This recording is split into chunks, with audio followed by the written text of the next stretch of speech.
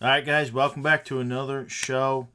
Had a little vacation there, a little time off from the fighting scene there, but we're right back into it. I'm just going to start this off right at the beginning of the card, though. Sponsored by Tampa Bless, Home Team Do Good, TampaBless.com. I'm not going to shoot or win my cards this week. I'm going to do it right now. You beat me. You got to check out the rules on prior videos. We got the new Optic Blaster Box for the win. Whole card. Dang! We got the hobby box. All right, guys. Woo! Fire! Whole card hobby box, blaster box. You go up That's against 2023 flavor right there. You bring it up Optic a level. open on the channel. Those are the prizes. Go ahead and leave it in the comments for this one. I'm not going to do a separate video just because we're time crunched. All right, let's get right into it. UFC Vegas 67.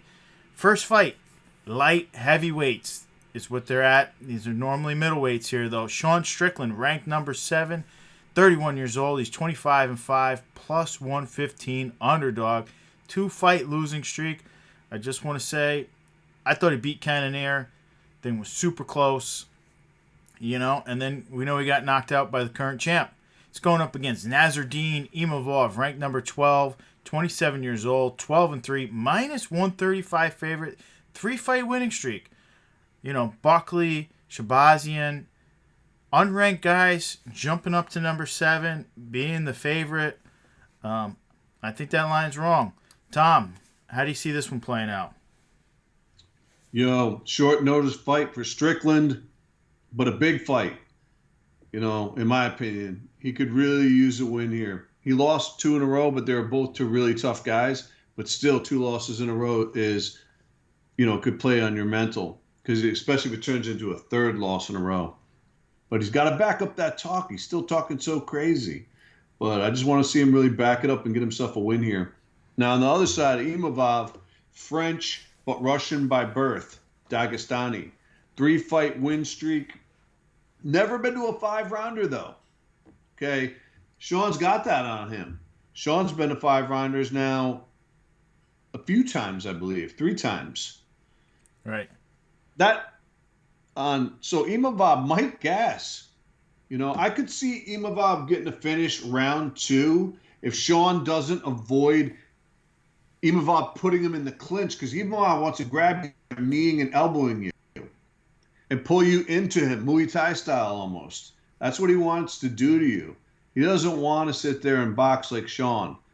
But, you know what? Imavov also in the face-off, Imavov looked much bigger than Sean. Imavov's looking jacked. So I don't know. That kind of worried me how good in shape he looked. But, also, Imavov, 27 years old, Sean, 31. I'm going to go. I think Strickland's going to wear him out. If he doesn't get put out in the second round, I think Sean will wear him down and probably win a decision like 3-2. All right. Close. 3-2 decision. Yeah, I'm just going to say right here, this is my first underdog shot on the card. I think Strickland just has the experience advantage, high-level fights. I mean, I thought he beat Cannonier. Plus, if you're taking shots from Cannonier, it shows you do have a chin.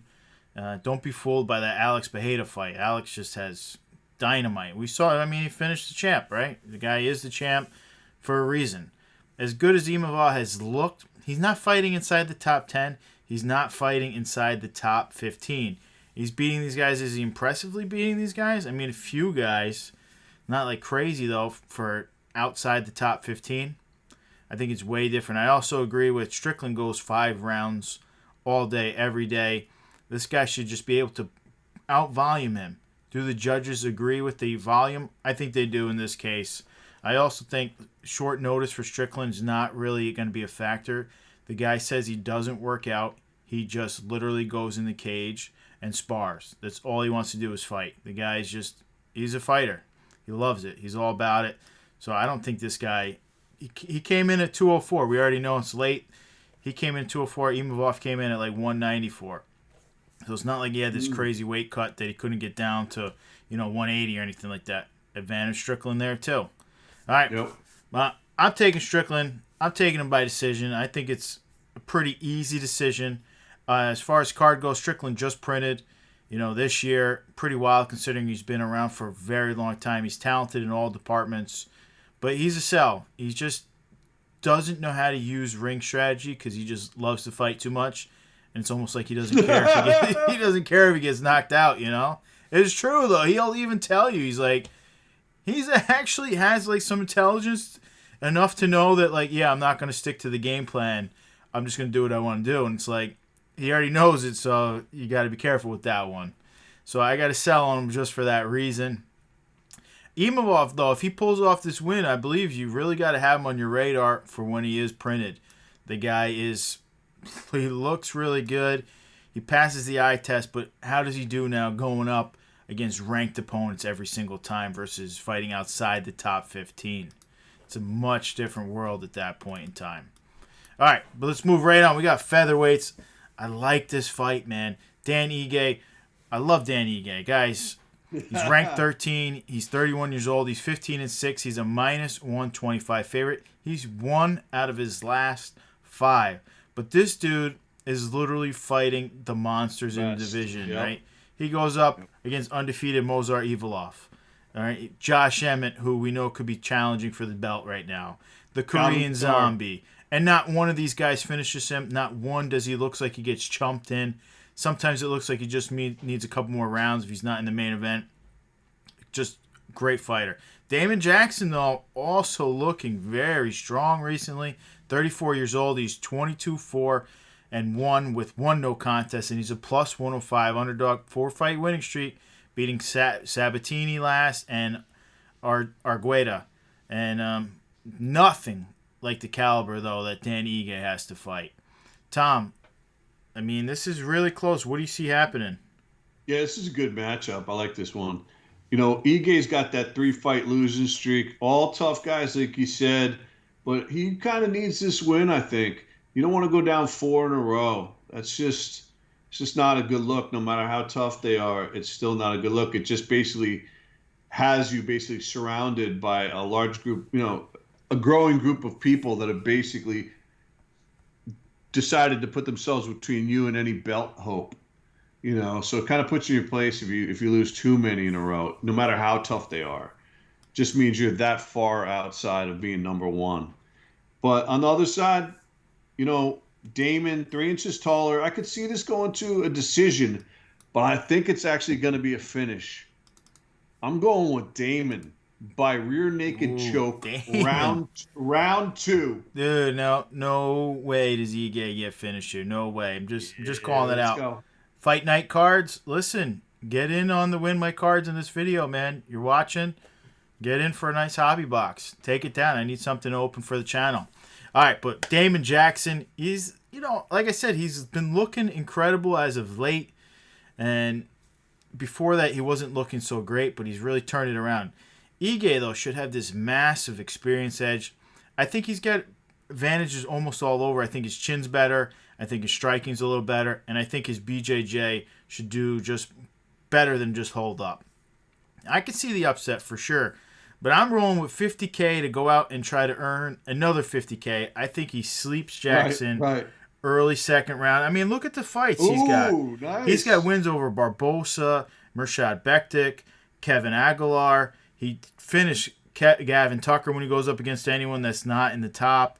And we go over to Damon Jackson here. I mean, the guy, he's got some wins lately, but Kamala Kirk, Charles Rosa, he's got a loss to Topuria. He's got the win over Bektik. But it's like after that, we go into the LFA records, and he's not impressive. He's just not fighting those same caliber guys. Can he do it? He's long, he's lanky. I agree with you. But Ige is just so talented. He's just, I hate to call him a gatekeeper, but he's like a top 5 kind of gatekeeper. He's really good. If he was a little older, I'd be loading up on this guy's rookie card with his talent. Jackson, though, let's go over his card. The guy's not printed, right? So if you think he's going to be a stud, watch out for him. I don't. Not yet. We got time to evaluate. Ige printed last year. He's always looked good. He just doesn't look good enough. For that reason, I have to put a sell on him. And I'm a fan. I really do like him. All right, let's move on. We're going over the women's bantamweights right here.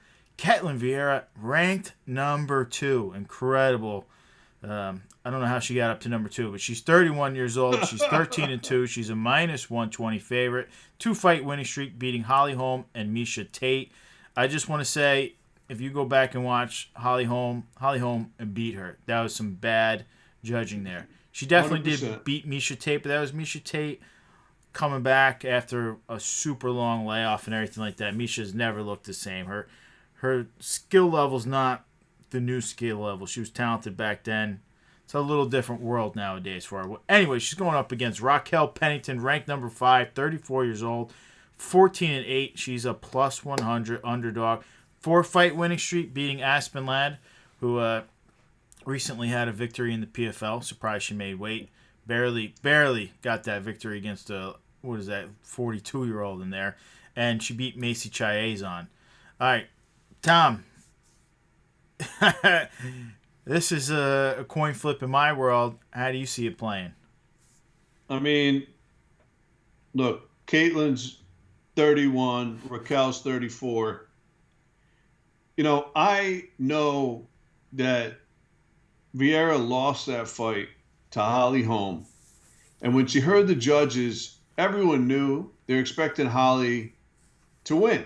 Absolutely. And they went up. All of a sudden, Caitlin wins. And all right, that's all right. That happens. It goes to the judges. That can happen. I don't blame Caitlin for that. But what happened after it was the ensuing totally ridiculous celebration from Mad Long. And I was like, dude, this is super disrespectful. You know you didn't win that fight, but you should be kind of happy you got lucky, but at the same time, a little bit humble. Like, dude, I didn't even deserve that win. That said, I can never root for Caitlin Vieira again. I don't know if I take it that serious. She got a victory. It's not her fault the judges gave it to her. That's my opinion. So I'm hoping for Raquel Pennington to win by decision, and that's going to be my pick. Raquel Pennington by decision. All right, Raquel by decision. Listen, this fight is really difficult to see playing out. Ketlin, she's big, she's plotting, and she never pumps a lot of volume. But she gets the win with the judges because she does have big, damaging shots, and a lot of times that's all they pay attention to. Does that happen again? I don't think so, though. I'm with you. I think Rocky has just really looked... Let's go. She's really looked good as of late. The big question I have is, does having a baby pretty soon hinder her? Does that distract her from training?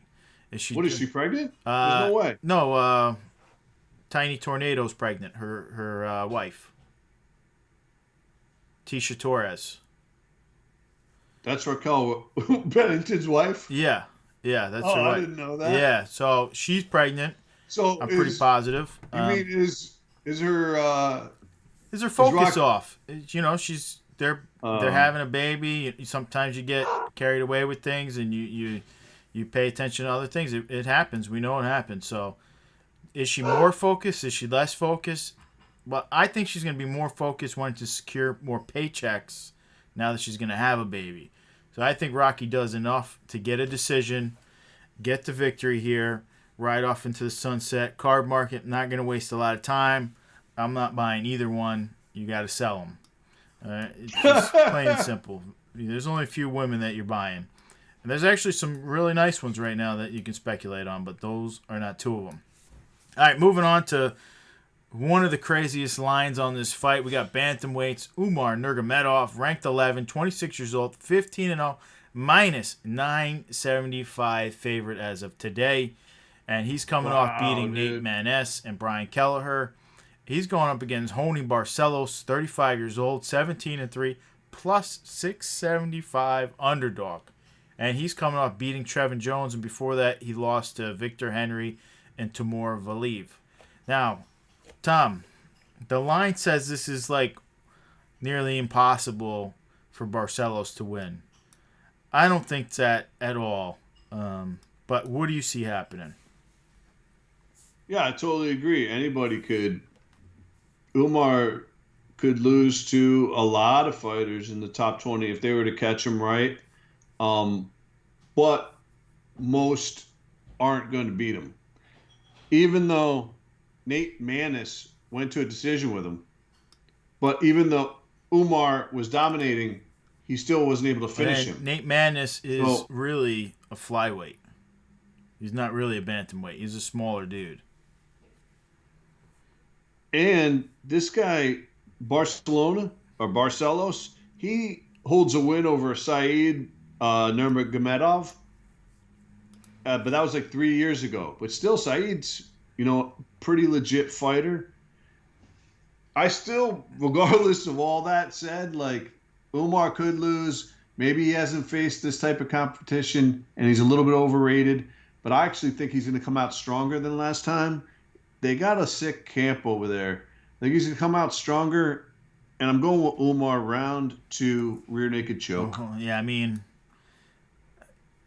I'm not sure if I see that path to victory, but I also want to say if you want to take an underdog shot, I think this is the one to take the shot on. Listen, I am on Yeah. Umar for sure, but at the price, there's no money to be had betting Umar, right? This is just crazy. That's not what we're in, though. We're not in full gambling here. I think the fight, though, is very close. I think it depends which Barcelos really shows up in this fight. He looked bad in a few recent fights, but his last fight, he seemed to bounce back to his old self. I mean, look at, like you said, he's got wins over Saeed. He has a Contender Series win over Chris Gutierrez, who looks amazing. At 35, it's super hard to be elite in the bantamweight division, though. That's a big problem. These guys are so fast, so agile at this size. It's tough. But I think he gives Umar all that he can really handle, and I think Umar comes on top with a decision because I think he does get him down. I don't really see the finish. I think he gets him down, scores enough points being on top, doing some damage, just doing enough. And it's also to be said that his coach will not be in his corner, right? Habib said he's stepping down. We know that. So that's a big deal. These guys have all been known to Habib to be in the corner, to give them advice, to look from the outside in and help with that stuff. Yes. He's not going to have that this time. So does that affect him? We don't know. There's a lot of... I could see it. I could see that. I totally agree with you. But I could also see it going the other way where he wants to show, in honor of his coach, how well he could do potentially without him. Umar's potential champ in the near future here. But Barcelos is a tough I think it's out, definitely, though. No, I know. And it's definitely worth noting what you just said. And, shout out to Khabib for, calling it a second, getting back to his life. And what I think is going to happen, even though you never know what Khabib, it could be never return, but I think he will. I think he's going to he's young. Khabib's still young. He's just retired. He's retired early from one career, and he's kind of retiring from his second career already, very young. But I think he's going to circle back. He's going to get his wind back up, chill out, get away from everything for a little bit. And I think we'll see him return maybe, in a year and a half, and he'll come back, but he won't be as involved. He'll kind of like, special pick the ones that he wants to spend his time in. He won't be coming back at the same level. He says he's still probably going to coach just only inside Dagestan so he can be a good father and good family man. But, all right, let's not get on too much Habib. I just want to point that out that he's not going to be in the corner, and that can affect fighters. Piotr Jan, I felt like it really affected him when he didn't have his team on him. But now Umar was just printed, sells for a pretty penny, but this kid probably is going to be the champ sooner than later. He's a buy. Buy. Umar kid is so talented, and he's only 26 years old. I mean, that's the big thing. Barcelos, as much as I'm a fan, we got to sell on him. He's 35 in the bantamweight division. He's unranked. It's going to be tough sledding to climb up that hill. All right, let's move on to this one. Tom picked this one out. I don't know if I would have picked this one out for win my cards and stuff, but I do love Abdul Razak Al-Hassan. He's 37 years old. He's 11-5. He's a minus 105 favorite, and he's won out of his last 5, losing to Joaquin Buckley last. He's going up against Claudio Ribeiro, 30 years old, 10-2, minus 115, making his UFC debut. This fight is at the middleweight. Really, this is a tough one, man. We basically got to pick him here. What do you got going on here, Tom? All right. Claudio's 30. He's the younger man in the cage. Dude's a straight finisher, though. Strikes, too. Only been to a decision 1 out of 10 of his wins. The 9 others were finishes by strikes. So this dude is no joke. Now, Abdul Razak Al Hassan is a banger, too. So I think these two are going to bang. Hassan has already just proved, Al Hassan just proved he could go 3 rounds. He lost a split decision to Buckley in his last fight, but he made it that far. I don't think this one's going to make it that far. I think somebody's going out. I could see it possibly going to a decision, but I don't think so. I think it's going to be round one. Someone's going out, and Ribeiro, in my opinion, is going to knock out Abdul Razak Al Hassan round one. Ooh. You think my man's getting knocked out? Nah. Nope. This is really tough. You don't get to watch a ton of tape on Claudio. I think it's going either way. Somebody's getting knocked out, and I'm going with Claudio knocking him out. I think if Abdul doesn't show his age, he wins this one pretty easily. Guy is a freight truck. Just look at this kid's build. He normally does gas against super high level guys, but he can sleep any low level guys, and I think that's just what he does here. This guy's making his debut.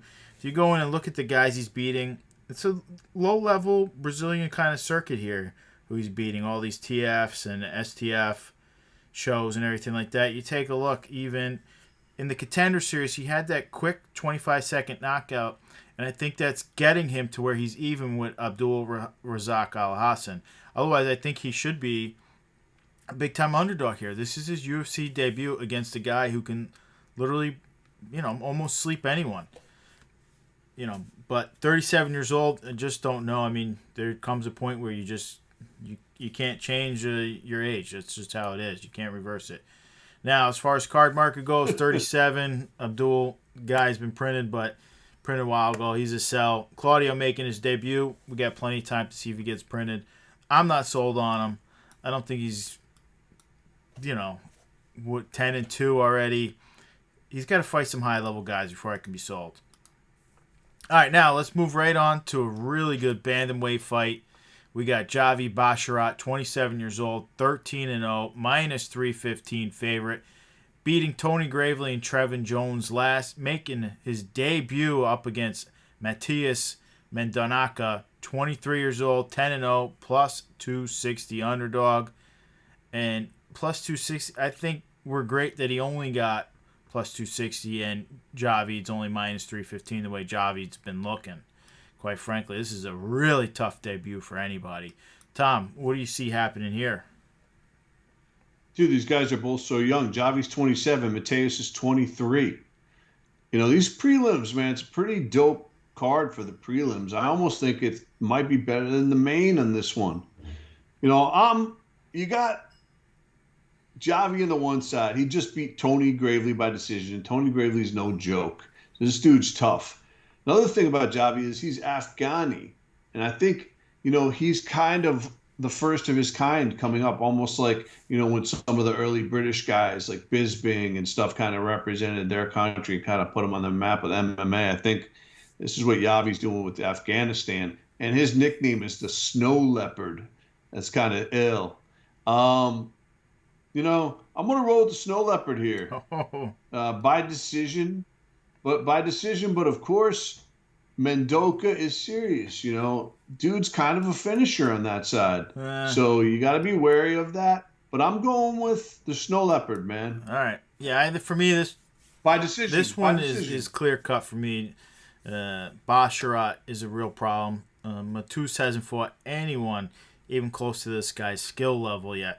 If you take a look who he's fought, debut, but he's not even fighting big-time winners in Future FC, in Race Do Combat. It's a lot of low-level guys. And he does have some finishes, but it's not even like he's got 10 knockouts here. What has he got? 3 knockouts, 4 subs, 3 decisions in lower class. And then you're going up against this kid who's, like you said, takes down Tony Gravely, who's a very good wrestler, very high-level wrestler, a very good UFC fighter in his own right. I think we're getting lucky here. We're getting minus 315 and not minus 600. I think Basharat is just going to kind of, I don't want to say manhandle him, but welcome him to the UFC. That's what I think. Mm. And I think he's going to take this fight to really show off and show his full arsenal. He's very well-rounded. He is, and he's going to shoot for the 50K bonus, would be my thing. What do you think? What do you call it? Second round KO, Basharat gets it done. Ooh, I think both men aren't printed. So, I wouldn't be surprised to see Basharat in the next Prism set, but we'll see. We'll reevaluate then. All right, guys, just as a last-minute thing, just because we're out here, remember, leave the picks. You got to watch the rules for a prior video. Win my cards, though. We got prize number 1, Blaster open on the channel. That's for going up against 6 for 6. Or you want to go for the whole card, we got the Optic Hobby Box. Let's go. All right, gentlemen, we will catch you guys on the next